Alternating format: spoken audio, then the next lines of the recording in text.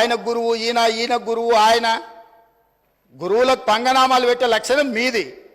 మేము ఎప్పుడు కూడా ఎవరితోనైనా తెలంగాణలో ఏంది అధ్యక్ష, ధూపం మీద వస్తే ఎవరన్నా గిలాసని మంచినీళ్ళు ఇస్తే కూడా వాళ్ళని గుర్తుపెట్టుకుంటాం అధ్యక్ష. మనము 10 ఏళ్ళలో 20 ఏళ్ళలో కలిసి పనిచేస్తే సహచరులుగా ఉన్న మన వాళ్ళని మనం అగౌరవపరచాలని ఎక్కడన్నా ఉందా అధ్యక్ష?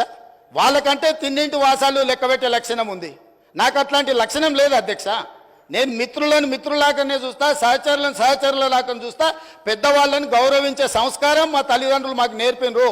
మీలాగా ఎవరు అవకాశాలు ఇస్తే ఏ ఇంట్లో మీకు భోజనం పెడితే ఆ ఇంటి వాసాలే లెక్క పెట్టి ఆ ఇంటికే నిప్పు పెట్టే ఆలోచన మీకుంటుంది అధ్యక్ష. అది మీ లక్షణం, మీ బ్లడ్లు ఉంది, మీ డిఎన్ఏనే అది.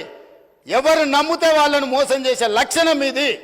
కాబట్టి మళ్ళొక్కసారి ఏదైనా మీరు అంశాల ప్రాతిపదికన మాట్లాడుండ్రి. వివరాల మీద ఈరోజు సగం రాత్రి కానీ చర్చిద్దాం. అన్ని రికార్డులు తీసుకొని వస్తా అధ్యక్ష. నేను మొత్తం రికార్డులు సభలో పెడదాం.